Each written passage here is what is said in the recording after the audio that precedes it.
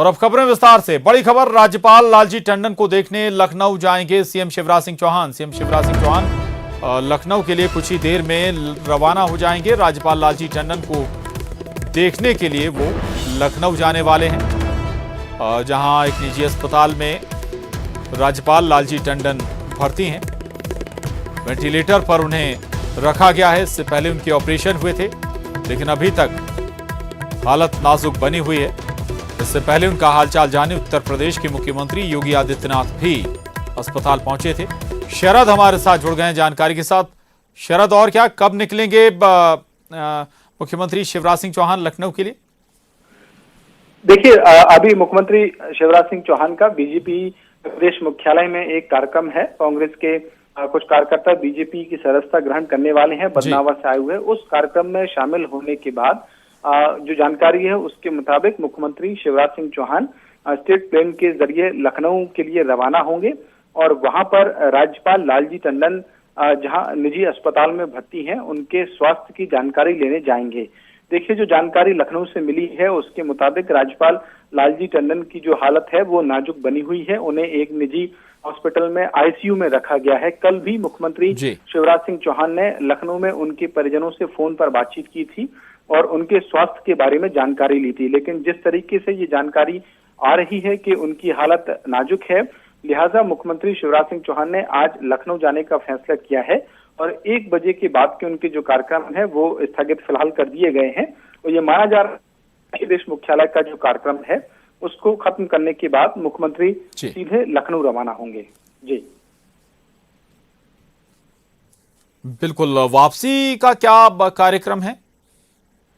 देखिए, वहां जाने के बाद जिस तरीके से जो कार्यक्रम मिला है, वापसी होगी? जी जी जी जो जानकारी है उसके मुताबिक 1 बजे का कार्यक्रम था मुख्यमंत्री का भोपाल से रवाना होने का। लेकिन अभी हो सकता है कि बीजेपी में जो कार्यक्रम है उसको लेकर कुछ विलंब हो, तो उसके बाद वो यहाँ से रवाना होंगे और रवाना होने के बाद में फिर ये निर्धारित हो पाएगा कि आखिरकार वो कब तक वापस आ पाते हैं। लेकिन जो जानकारी है उसके मुताबिक वो देर शाम लखनऊ से भोपाल वापस लौट आएंगे। शुक्रिया शरद आपका इस पूरी जानकारी के लिए। तो लालजी टंडन निजी अस्पताल में लखनऊ में भर्ती हैं, आईसीयू में हैं और उन्हें देखने के लिए शिवराज सिंह चौहान कुछ ही देर में विशेष प्लेन से लखनऊ के लिए रवाना। आगे बढ़ते हैं, एक और अहम खबर भोपाल से है। बीजेपी की अहम बैठक, बीजेपी ऑफिस में सीएम के साथ दिग्गज नेताओं की बैठक हो रही है, जिसमें प्रदेश बीजेपी अध्यक्ष वीडी शर्मा, संगठन महामंत्री सुहास भगत और पदाधिकारियों के साथ मंथन यहां पर किया जाएगा। विधायक दल की बैठक पर भी चर्चा होगी। 19 जून को राज्यसभा चुनाव होना है, साथ ही आगामी उपचुनाव की तैयारियों पर भी रणनीति इस बैठक में बनाई जा सकती है। तो 2 महत्वपूर्ण मसले, एक तो 19 जून को राज्यसभा चुनाव होने वाले हैं और उसके अलावा उपचुनाव को लेकर भी माना जा रहा है कि इस बैठक में चर्चा हो सकती है। तो ये बड़ी खबर है भोपाल से। बीजेपी की अहम बैठक, बीजेपी ऑफिस में सीएम शिवराज सिंह चौहान के साथ दिग्गज नेताओं की बैठक है। प्रदेश बीजेपी अध्यक्ष वीडी शर्मा, संगठन महामंत्री सुहास भगत और दूसरे अन्य पदाधिकारियों के साथ यहां पर मंथन किया जाएगा। तो महत्वपूर्ण बैठक ये मानी जा रही है। साथ ही इसके अलावा विधायक दल की बैठक पर भी माना जा रहा है कि चर्चा होगी। रंजना हमारे साथ जुड़ गई हैं। रंजना, क्या डिटेल इस बैठक से जुड़ी हुई, कौन कौन से मसले चर्चा का केंद्र रहेंगे?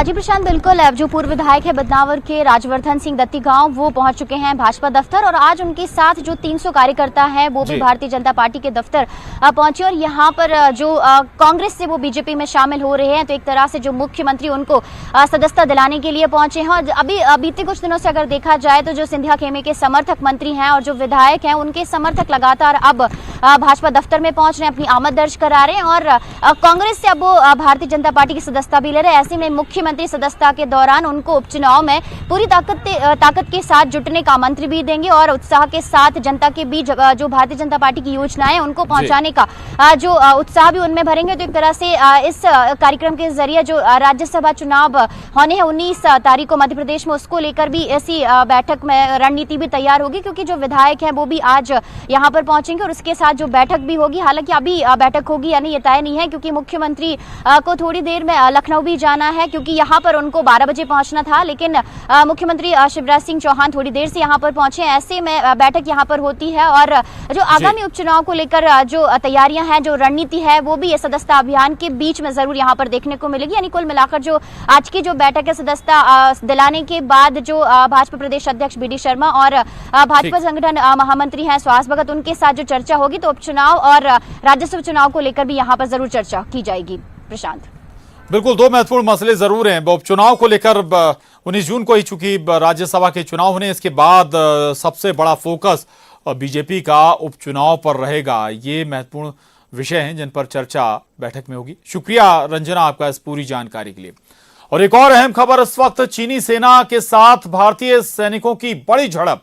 गलवान घाटी इलाके में ये झड़प हुई है भारतीय और चीनी जवानों के बीच, और इस झड़प में एक अधिकारी सहित एक अधिकारी और 2 जवान भी शहीद हो गए हैं। बीती रात दोनों देशों के सैनिकों के बीच झड़प हुई है। पिछले 15 दिनों में दोनों देशों के बीच कई दौर की वार्ता अभी तक हो चुकी है।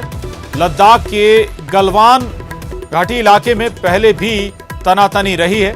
कमांडर लेवल की बातचीत के बाद फिर झड़प हुई है और इस बार इस झड़प में एक अधिकारी सहित 2 जवानों की भी मौत हुई है। एक अधिकारी और 2 जवान इस झड़प में शहीद हुए हैं। ये इस वक्त की बड़ी खबर है। दरअसल लद्दाख के गलवान घाटी इलाके में काफी लंबे समय से तनातनी बनी हुई है। दोनों तरफ से सेना के जवानों को तैनात किया गया है बड़ी संख्या में, और हालांकि दोनों तरफ से बातचीत भी जारी है, लेकिन जो बॉर्डर है वहां पर ये झड़प हुई है और उसके बाद बताया जा रहा है कि इस झड़प में एक अधिकारी और 2 जवान शहीद हो गए हैं। ये इस वक्त की बड़ी खबर है। और बीती रात दोनों देशों के सैनिकों में झड़प हुई थी। पिछले 15 दिनों में दोनों देशों के बीच कई दौरों की वार्ता हो चुकी है। हालांकि कमांडर लेवल की बातचीत के बाद ये झड़प हुई है। अलग अलग स्तर पर इस मसले को हल करने की कोशिशें हो रही हैं। हालांकि बीच में चीन की तरफ से नरमी भी दिखाई गई थी, लेकिन चीन के मद्देनजर कहा जाता है कि जो उसका रवैया ऊपर से दिखता है दरअसल असल में वो होता नहीं है, और अक्सर ये नजर भी आया है। और इस बार भी आप ऐसा कह सकते हैं कि ये जो झड़प हुई है गलवान घाटी में लद्दाख के, वहां पर एक अधिकारी और 2 जवान शहीद हुए हैं। ये बेहद ही गंभीर मसला इस वक्त हो गया है, क्योंकि बहुत और बाकी कई दशकों से ऐसी झड़प नहीं हुई। जो है वो और कड़वे हो सकते हैं।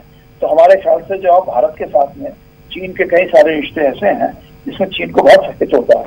चीन का मतलब समझ लीजिए आप, जितना हमारा डिफेंस बजट है उससे ज्यादा तो चीन के पास हमारा ट्रेड बैलेंस है हमारे उनके फेवर में है। तो मतलब ये है कि चीन को वहां से इतना फायदा मिलता है कि जो बिल्कुल हमारे भारत का जो डिफेंस बजट है उससे ज्यादा उनको पैसा मिल जाता है। तो देखा तो चीन के भी हित में है कि भारत के साथ में रिश्ते ठीक से बनाकर रखे, और ये लॉन्ग टर्म उसके एशिया। लेकिन सर चीन तो ये सोच ही नहीं रहा है इस बात को। क्या किसी तरह का और कोई तरीका अपनाना पड़ेगा, किसी तरह का अंतर्राष्ट्रीय दबाव, क्योंकि चीन तो भारत की तमाम कोशिशों को नागवार कर रहा है, मान नहीं रहा है। नहीं है, मेरे ख्याल से कोशिश जारी रखनी है। साथ ही साथ जो है हम अपनी सेनाओं को ऐसे ऑर्डर्स नहीं दे सकते हैं यूनिलैटरली विड्रॉ करने के, क्योंकि ये एरियाज ऐसे हैं जहाँ पे कि डिलिमिटेशन और बाउंड्री वगैरह पूरे तरीके से हुआ नहीं है। खाली एक लाइन किसी समय खींच दी गई थी, उसके हिसाब से हम लोग चल रहे हैं। तो उसमें मार्जिनल चेंजेस हो सकती हैं और हुई भी हैं। उसका फायदा कभी चीन ने उठाया है, कभी कभी टेंटेटिवली हमारे लोग भी उधर की तरफ चले गए हैं जो हम एरिया क्लेम करते हैं और चीन वाले डिस्प्यूट करते हैं। तो पूर्व विदेश सचिव शशांक को आप सुन रहे थे। वो बता रहे हैं कि दरअसल केवल ये बॉर्डर नहीं बल्कि बहुत सारी बातें हैं जो चीन के लिए नुकसानदायक हो सकती हैं। ट्रेड बैलेंस, दरअसल बहुत बड़ा व्यापार भारत और चीन के बीच होता है, आयात निर्यात दोनों देशों के बीच बहुत बड़े पैमाने पर, और ये जो व्यापार का लेवल है वो चीन के डिफेंस बजट से भी बड़ा है। उस लिहाज से चीन के लिए यहां पर गतिरोध और बढ़ाना ठीक नहीं, लेकिन इसके बावजूद यहां पर स्थितियां लद्दाख के गलवान घाटी में ऐसी हुई हैं कि झड़प हुई है दोनों देशों की सेनाओं के बीच, और इसमें एक अधिकारी और 2 जवान शहीद हो गए हैं। हमारे साथ नेशनल एडिटर, माफ कीजिएगा, हमारे साथ इस वक्त शंकर आनंद जुड़ रहे हैं दिल्ली से। शंकर, बेहद ही गंभीर मसला, कई दशकों से अगर हम जिक्र करें तो तनातनी चीन और भारत के बीच हमेशा चलती रही, लेकिन ऐसी झड़प जिसमें कोई शहीद हो गया हो, जवान शहीद हो गया हो, ऐसा देखने को नहीं मिला। क्या स्थिति के हालात किस स्तर के हैं इस वक्त? निश्चित तौर पर देखिए, ये ऐसी घटना बहुत कम ही देखी जाती है, और जिस तरह से लद्दाख एरिया में, जिस तरह से लद्दाख की ये गलवान घाटी में जिस तरह से ये मामला देखने को मिला, हालांकि ये जो आपस में तकरार की जो मसले हैं ये कल रात का ही मसला है, और गलवान घाटी में जिस तरह से कल वायलेशन हुआ, जिस तरह से बकायदा वहां पर आपस में तकरार हुई है, इस तरह का मामला पहले कभी नहीं देखने को मिला है। तो कहीं न कहीं इस मामले पर चीन की जो है एक कहा जा सकता है काफी अग्रेसिव और गलत तरीके से व्यवहार जो है वो सामने नजर आ रहा है, जिसके चलते 2 जवान जो है वो शहीद हुए हैं। हालांकि इस मामले पर भारत अभी भी शांति प्रिय तरीके से इस मामले का समाधान चाहता है, और चाह रहा है कि इस मामले का जितना जल्द से जल्द बेहतर तरीके से, कूटनीतिक तरीके से इस मामले पर एक समाधान। यानी कि शंकर, इसमें आर्म्स का भी इस्तेमाल किया गया है? निश्चित तौर पे तभी तो इस मामले पर भारतीय जवानों के शहीद होने की जानकारी मिली है, और इस मामले पर भारतीय आर्मी के द्वारा इस मामले पर औपचारिक तौर पर जानकारी दी गई है, और आगे इस मामले किस तरह से समाधान करना है, किस तरह से इस मामले पर आगे की बातचीत करनी है, इस मामले पर भारतीय विदेश मंत्रालय चीन के साथ में अपने कूटनीतिक तरीकों से बातचीत करेगा। लेकिन ये मामला निश्चित तौर पर काफी चिंतनीय कहा जा सकता है, और आम तौर पर जो फेस ऑफ की जो घटना होती है उसके बारे में मैं आपको बताना चाहता हूँ। जहां पर भी 2 देशों का जो एक अंतर्राष्ट्रीय सीमा होता है, वो वहां पर अक्सर आप देखा जाता है एक दूसरे को धक्का देते हुए देख सकते हैं, उसमें आप बल प्रयोग नहीं कर सकते हैं, लेकिन यहाँ पर किसी की हत्या करना, किसी को मार देना, जिस तरह की घटना तो पहली बार देखने को आई है। निश्चित तौर पे जिस तरह से भारतीय जवान 2 शहीद हुए हैं, इस मामले पर आगे किस तरह से इस मामले को देखा जाएगा, इस मामले पर भारतीय विदेश मंत्रालय इस मामले को लेकर काफी महत्वपूर्ण बैठक कर सकता है, और इस मामले पर आगे की कूटनीतिक तरीके, आगे की जो बातचीत है, आगे का इस मसले का समाधान, इन तमाम मामलों पर जल्द ही एक औपचारिक तौर पर बयान भी जारी कर सकती है। जी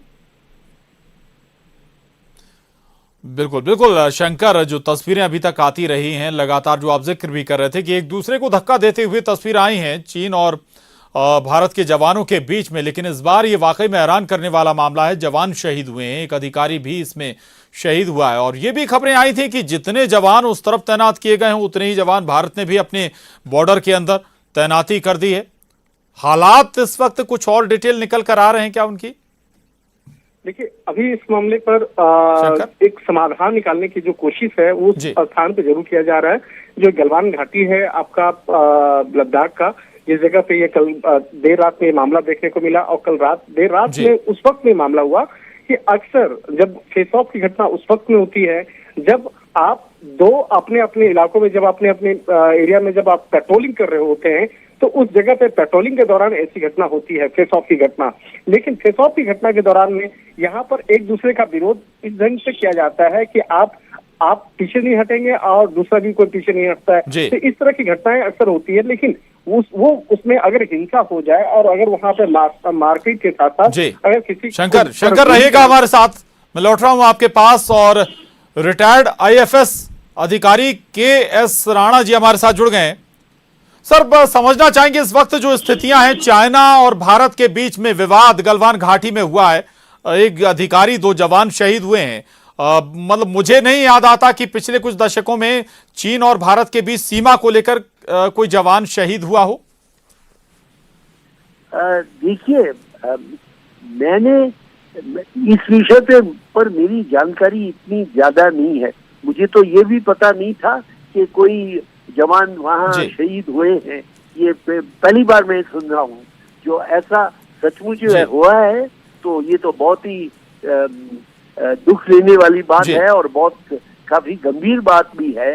लेकिन सच में मैं समझता हूँ कि इस विषय पर हमें सोच समझ के, धीरज से, शांति से वार्तालाप जारी रखना चाहिए।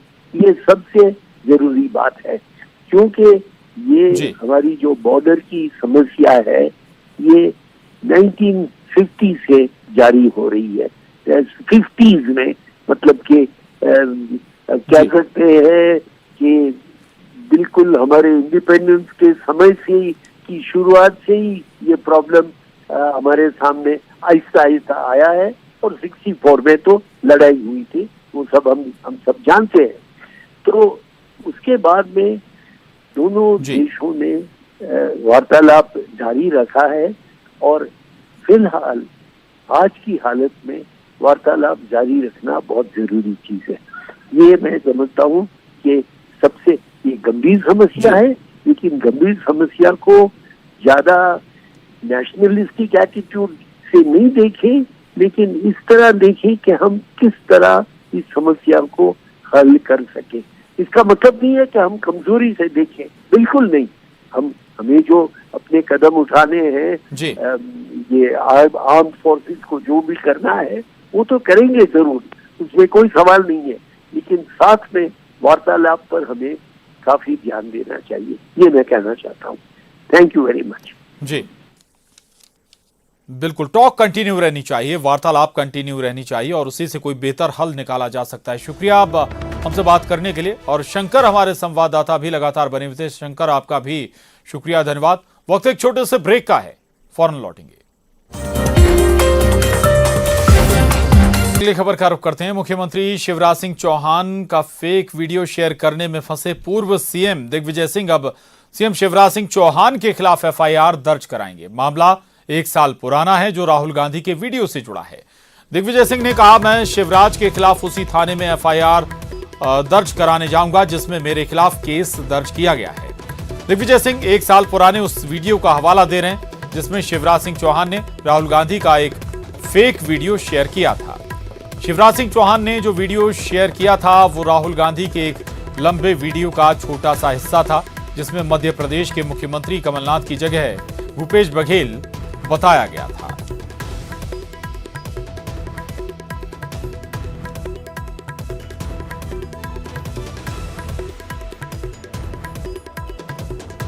और इसके साथ ही इस बुलेटिन में बस इतना ही। खबरों का सिलसिला लगातार जारी है।